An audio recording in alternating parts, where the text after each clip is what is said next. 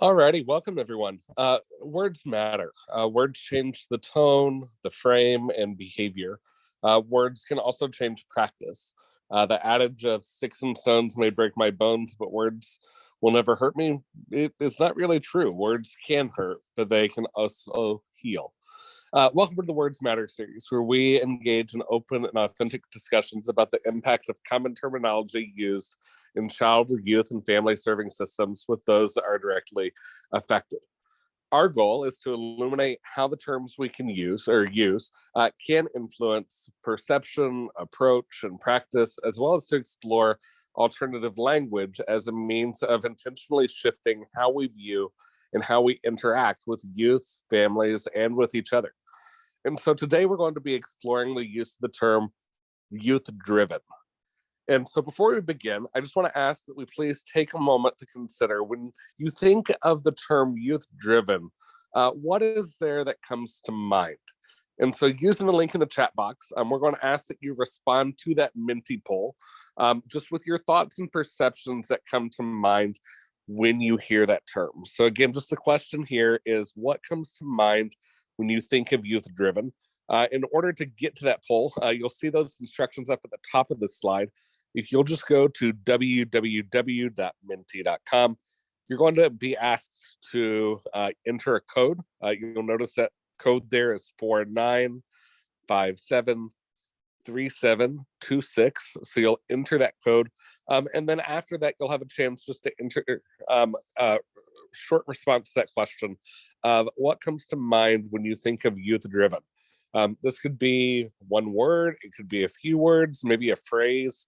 And so we'll just give it a second for some of those answers to start popping up. I see the first response we have here is they choose.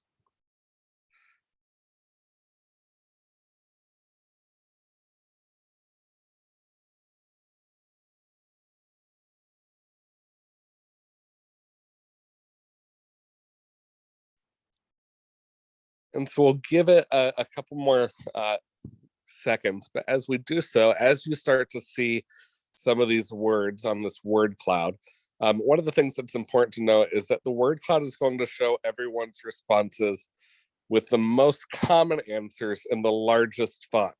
In other words, the larger those words are, the more those answers have been provided.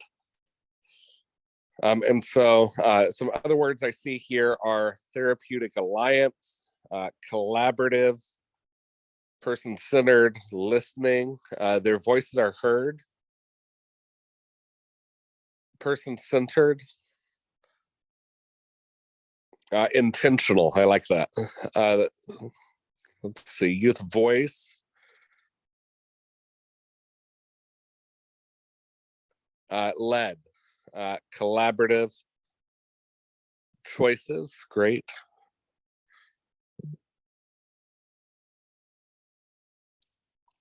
Ooh, support self-efficacy. I see another collaborative youth voice, buy-in, empowering, self-advocacy. And so lots of great words here. Feel free to keep putting some of these words in. As we do so, we're going to jump right into some of those conversations. So let's talk a little bit about how use of the term youth driven impacts youth and young adults. We have a really incredible panel today that I'm excited to be able to hear from. We have Essence Gaines, a young adult from Pennsylvania.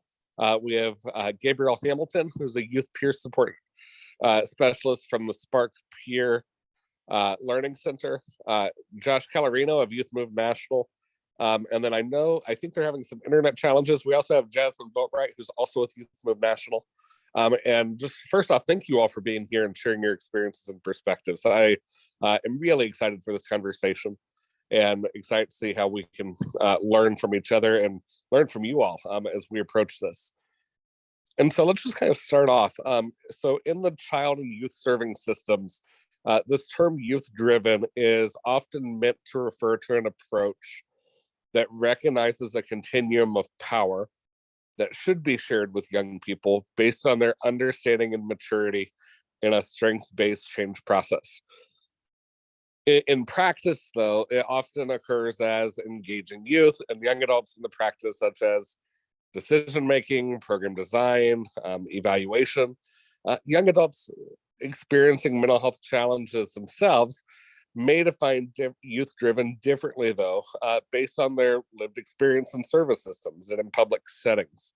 And so just opening it up to Essence and Gabe, from a young adult perspective, what does that term youth driven mean to you?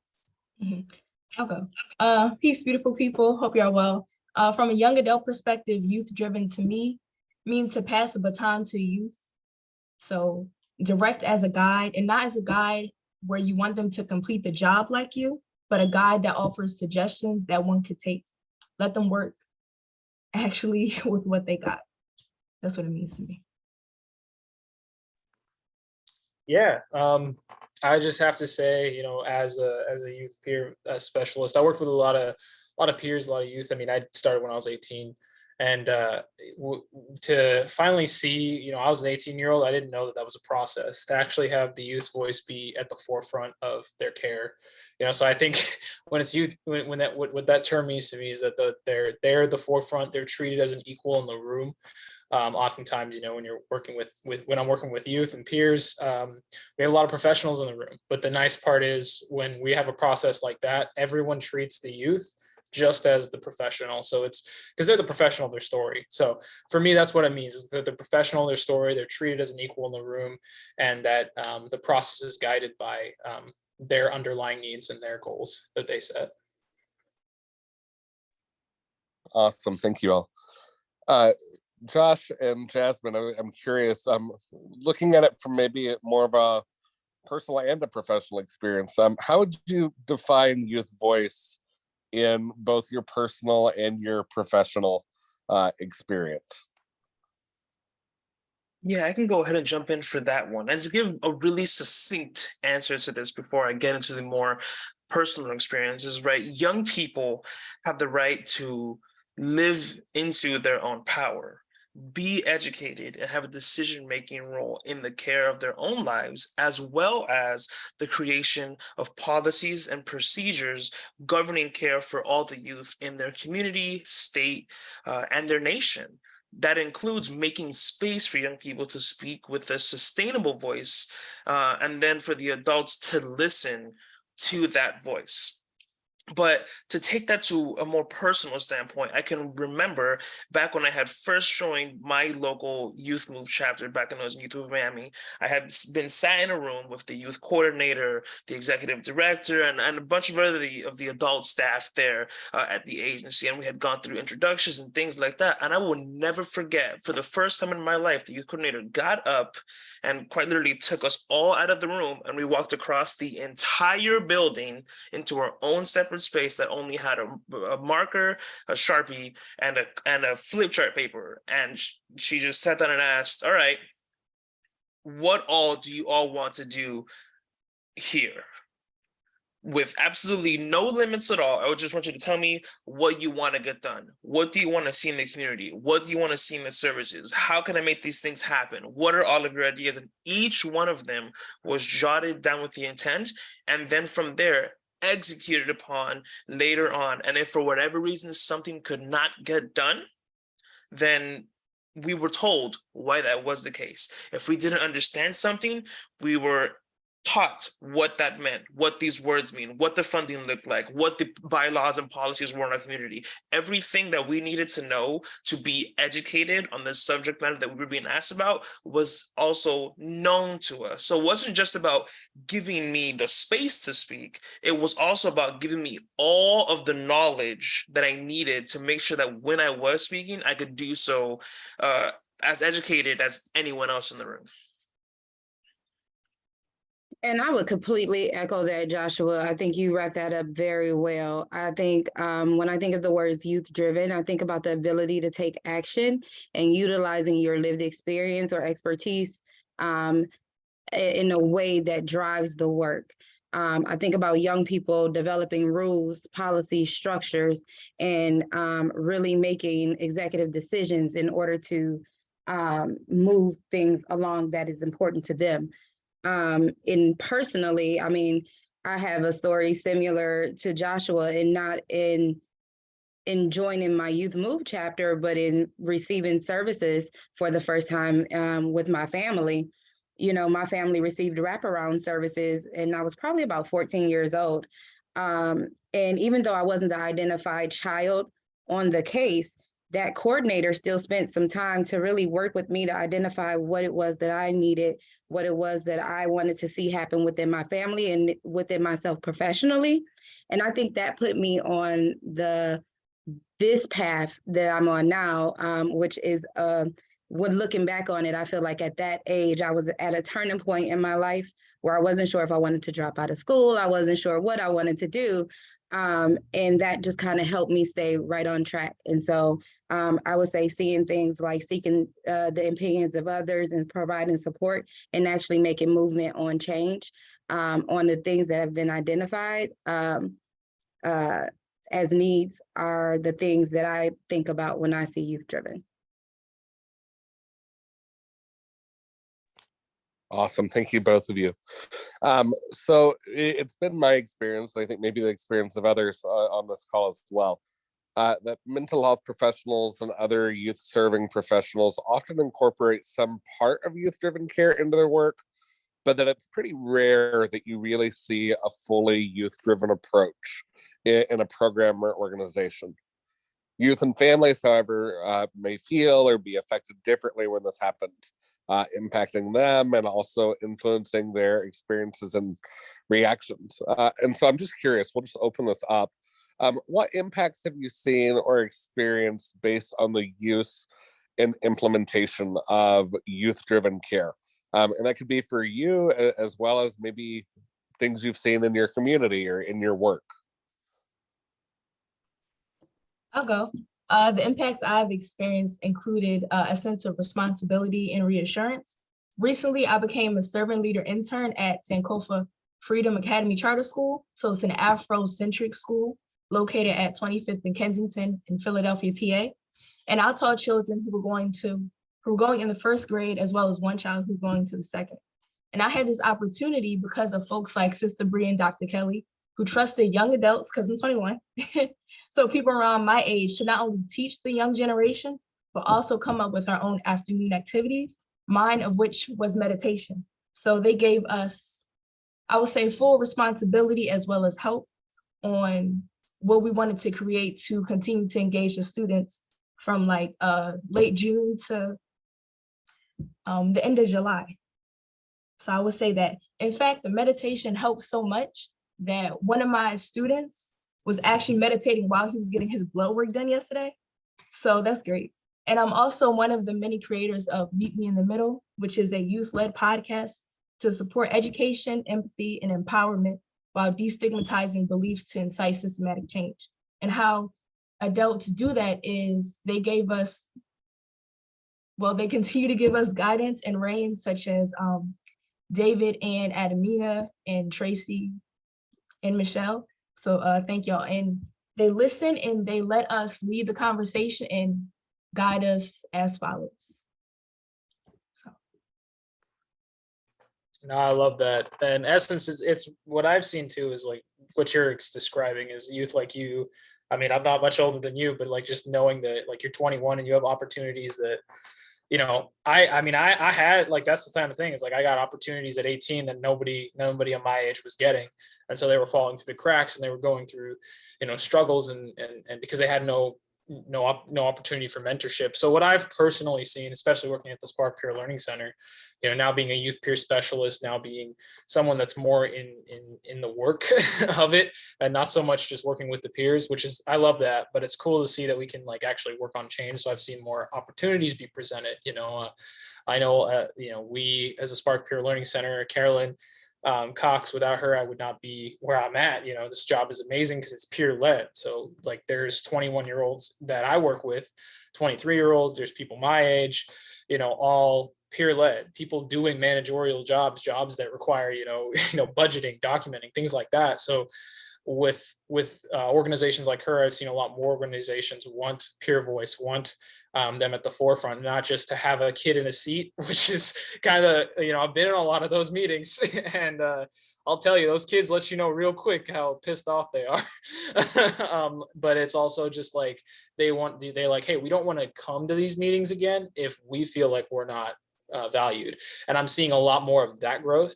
So I think for me specifically, just honing in the growth of these youth now being valued and really understanding what youth voice is, because I have for a long time, even when I was 18, I think, and working in this work now, seeing that a lot of people, it's just they don't understand the value of it. They want to utilize it. They just don't know how to utilize it because there's those tools that they may not have. So now that a lot of opportunities are coming across, they're like, oh, I can put my peer here, or I can do this and I can do that. So it's opportunity and youth voice being valued for what it actually is, which is the youth being the professional. I have a question for you, Gabe. That's great. I would say, what are some of the what is something like do you think other adults have like learned in regards to like listening to youth? Because I used to babysit and I used to like micromanage like my cousins, and I realized I can't do that. Like that's not okay. So all right, so that's a great question, Essence. I also love the fact that you're very vocal, you're open, you have it's good to see a peer like you in this field. But thank you for the question. I think even when I was working as a peer, when I started my job, I saw that parents who were pretty much tired, exhausted, done, because that's normal. A lot of the youth I was working with, a lot of the peers were in homes and in families that they were just done. And the parents were like, I don't know what to do, so I need help.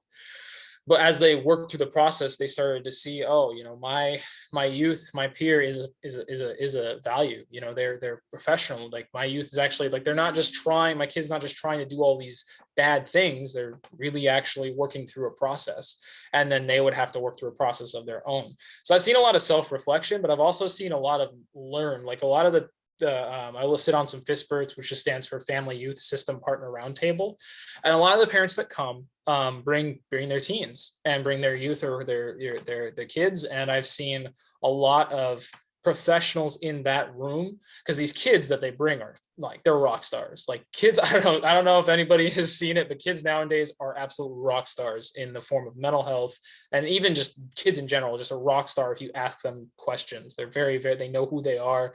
They're very in touch with what they need and the goals they have. And sometimes they may not have direction, but they do know how they feel about the situation they're in, right? So a lot of these professionals will start to like ask us questions, or hey, how can I get involved with that youth because that youth said something here. So I see a lot of learning. Like we're now getting into this perspective again, like I was saying, that youth voice is important. Not that we didn't have it as important as it wasn't as important, but now we're getting to this point where, okay, how do we utilize it? And I want to hear it. And parents and professionals, I think, are ready to hear some of the hard truths that have been flawed with the system. I've even had to, we worked with some youth and supported them coming to meetings like that. And, teachers and parents and other principals were ready to hear it, digested it. And I think it's the willingness to learn. I've definitely seen that. That's what the change I've seen is that shift of, okay, they're trying to judge me. They don't know what they're talking about, to now, okay, kids, youth, peers, whoever you are, you're a professional in your own story. So you have value. What can I learn? So it's gone from like, why, okay, we're the problem, to how do we learn? How do we change? Because, in wraparound, that's where I worked. It's, the plan is the problem, not the person. Like if the plan is not working and there's constant failures, what about the plan can we tweak so that things can get better? So that's kind of what I've seen, is just that mindset switch. And I really have seen a lot of growth in that area.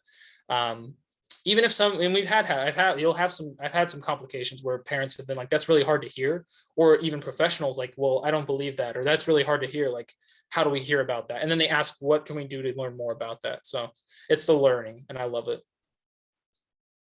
Yeah. Yeah. I like that. That was a fantastic answer. Thank you. Thank you, Essence. Thank you for the question.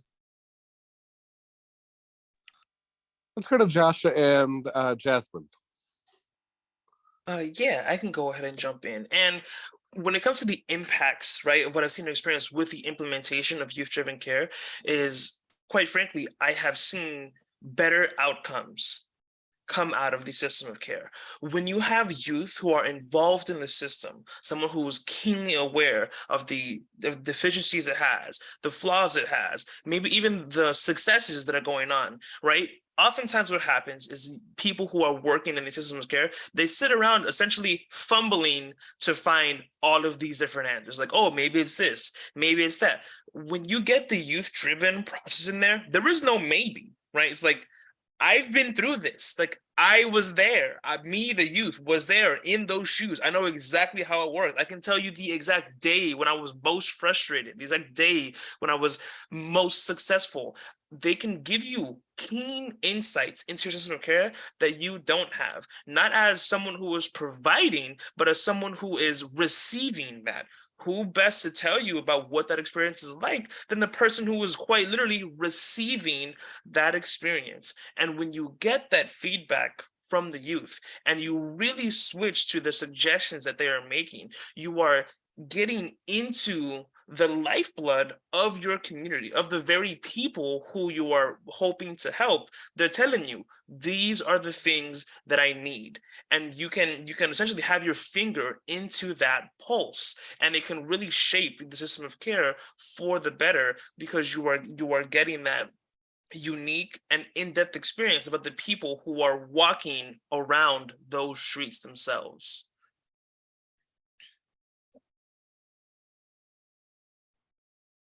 Well, I don't know how to follow that, Joshua, but I'll try.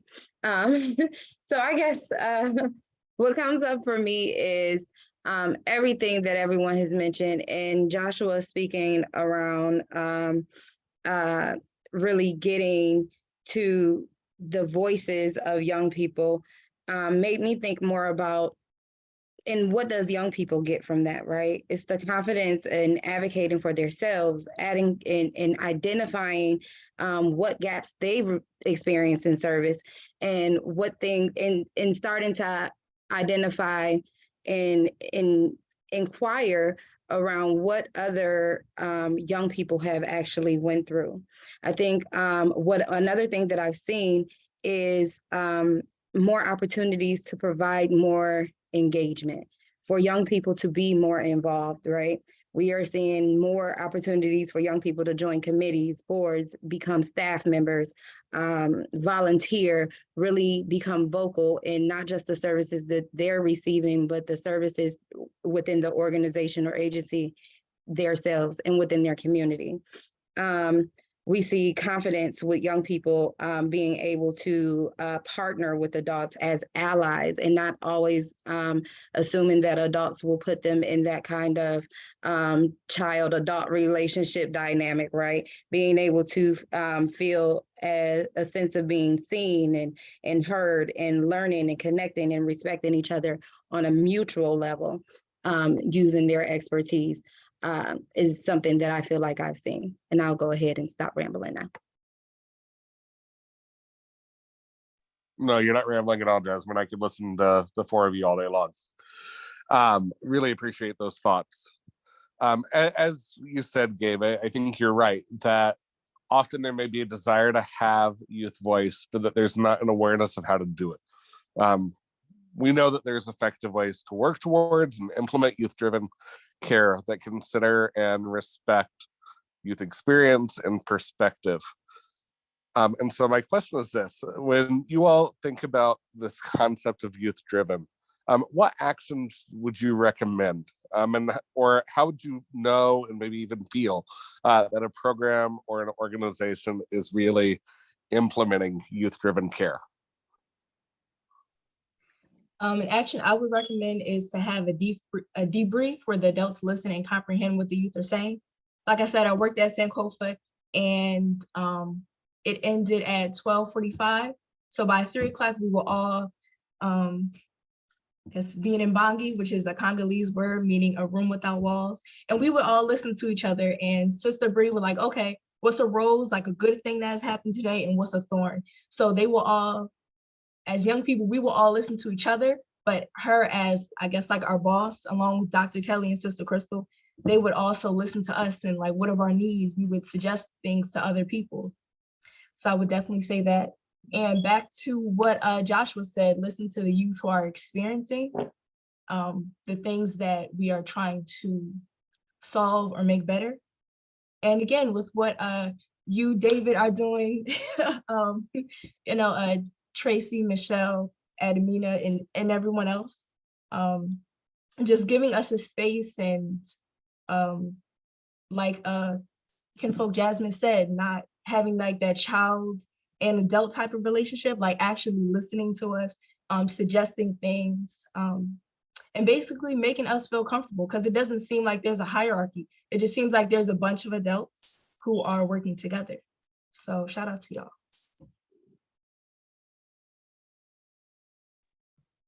Yeah, for me, just kind of more things like this. So thank you, David, and everyone for holding the NTCC here, because I think more opportunities for youth. Like I said, a lot of my friends fell through the cracks because they didn't have opportunity like I got, and a lot of them, I ended up losing some friends in my life because of that.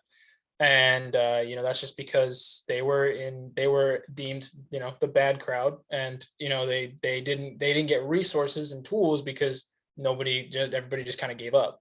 So like wraparound, when I first found out about that, it was taking youth and families and understanding that there's an action there's a reason for the action. And as I grew into wraparound, I've just kind of found that it's about the heart, not the action. Now there are some actions, not saying that those things aren't something to be looked at, but why are they doing those things? If it's in a super extreme, why is it happening? And how do we get to the root of the problem? How do we get to the underlying needs so that we can fix that, right?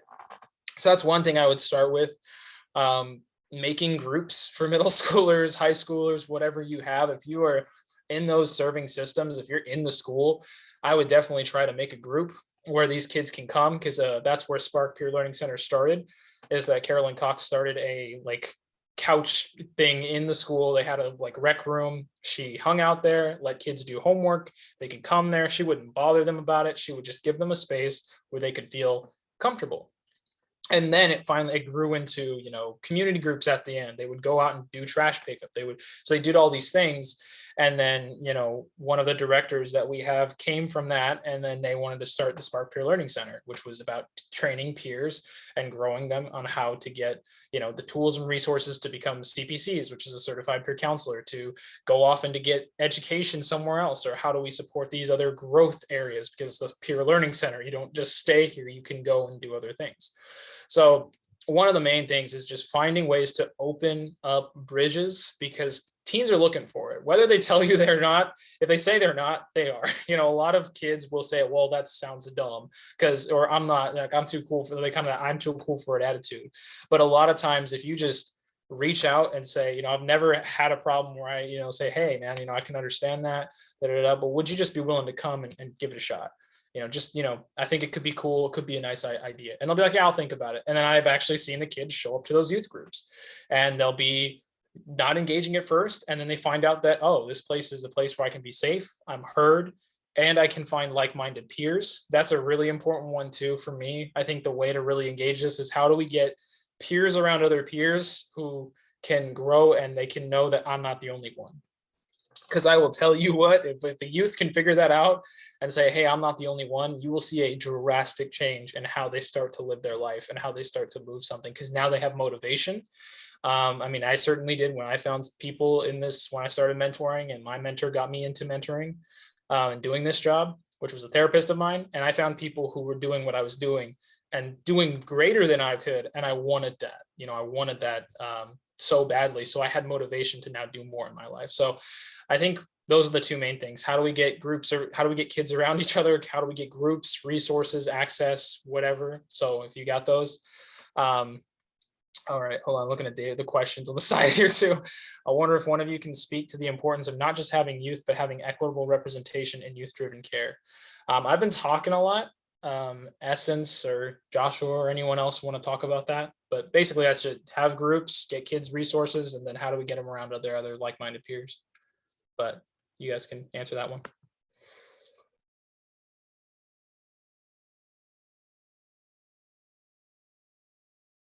Oh, you can go, Joshua. No, I'm mulling over the question at the moment. If you have anything to say, you can feel free to jump in. What I can go ahead and do though, right, is you said the importance of not just having youth, but having equitable representation in youth-driven care. And I think what can be, I think kind of to, first off, everything that Essence and Gabe mentioned, I think was really important. Moreover, to get equitable representation, the way that I see it is if you build it, they will come. I know it's a weird way to say it, but I always find that when you get youth who come in and you want them to have youth-driven programming, all right, well, you do what we said, right? You get them into a space, you create a safe space, equitable, passionate, right? You educate them on what they need to know. And what happens is they start to build something, right? They are now a part of this system, affecting it, trying to make it better, trying to make it more effective. And what happens when you build something? You want to show it to your friends. You want to, hey, take a look at this thing that I'm doing.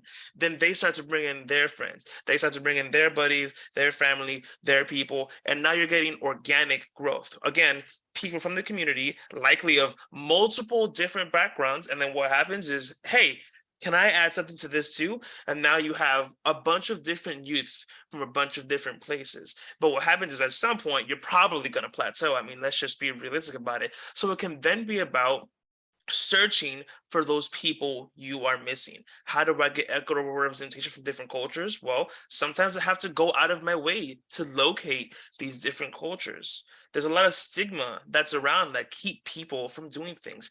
It's about me, the system, the staff member, the whatever, reaching out to these groups and seeing how I can give them a voice, an equal voice, a vote, a creation of a policy, being able to edit. It's really about showing them that they are valued. Can I provide stipends? Can I provide food, right? Is the meeting itself valuable? Am I putting my organization out there to be sure that I'm not just like, here's some stipends for showing up, but like, no, this meeting has value. It's important that you are here. We're making changes. We're affecting systems, right? And as that continues to grow, your organization and therefore the representation, the people you are pulling in to create this youth-driven care will also grow. I really appreciate that, Josh. Those three things kind of came up. It feels like I had three questions pop up in my head when that question popped up and you answered all three. The three questions that popped up for me is how many young people do you have represented when you're asking for feedback or young people to really provide voice? How many young people are you trying to engage? How many young people are enough young people to say this is a good representation of what we're doing here, or the young people that we service? The other thing that comes up for me is, are the young people that are engaged in that are at the table, are those young people from your community? Are those young people receiving services through your organization or your agency, right? Because that in itself lets you know, one, how young people see their self-valued in the services that you're receiving. And then the last thing that came up for me was the showing young people that they are valued. So how do you show young people that they are valued in the meeting? And I think when you answer those three questions, those are the things that come up to me when I think about equitable representation. I think about number of young people. Are the young people there the young people who are actually receiving services or from that particular community? And then how are they being shown that they're valued?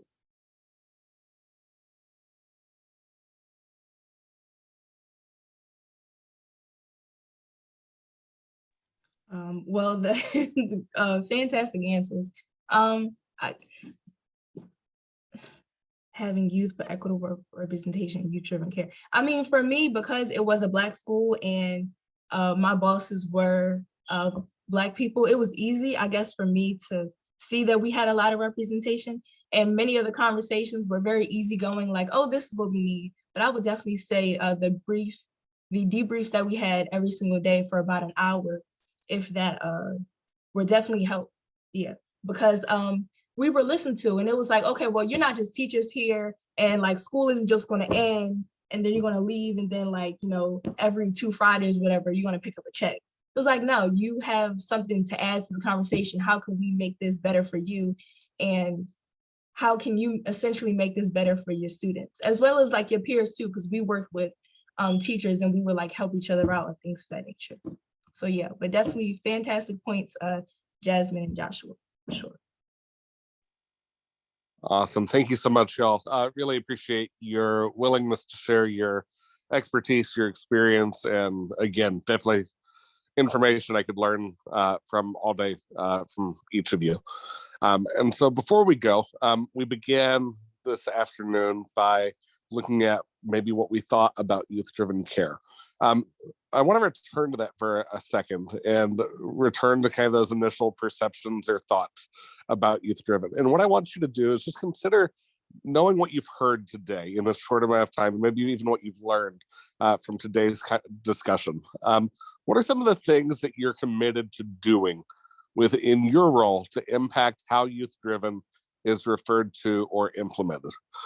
This could be a big thing, this can be a small thing, something that's manageable that you feel like, you know, after listening to Essence or Gabe and Josh and Jasmine, this is something I feel like I can commit to doing inside of my role. Again, it's often not, again, change is often not dependent on one of us, it takes all of us, but we can each do something. And so again, we're trying to use that Menti poll that you'll see pulled up. Just go into menti.com. And again, that code that you're going to enter is 49573726.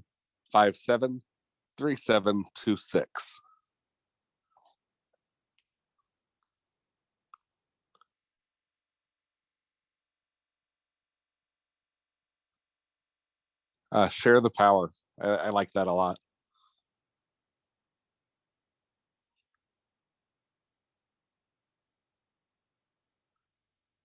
Authentic involvement.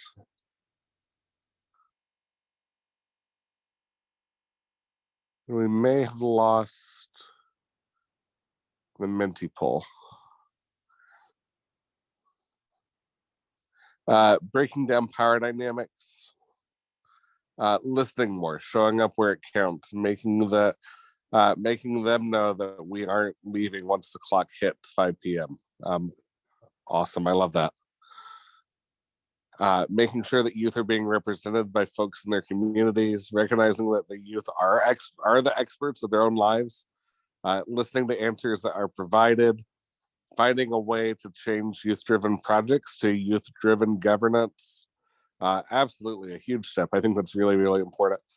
Supported or support in real ways. In other words, if we get paid, they get paid.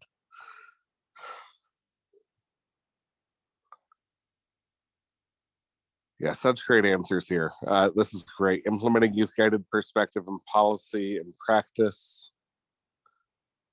Listening to answers that are provided, I think we've looked at. Awesome. So these are great answers. So I just want to challenge us to continue to think about how do we actually bring this to practice?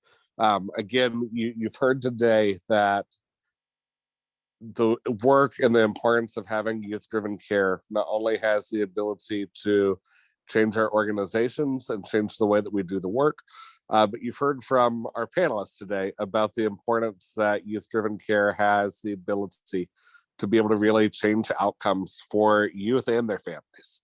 And so I just want to challenge us to continue thinking about how we can do this, what it looks like for us to be able to really make these commitments inside of our roles within the scopes of our work, and even in the scopes of our lives as a whole. Thank you so much for joining us today. We hope that you'll use this you'll join us next month. This next month, we're going to have an exploration on the use of partnership. And in closing, again, we just challenge you to be intentional in using terms that are more supportive and respectful of the youth and family experience and expertise. Thank you. And remember, words do matter.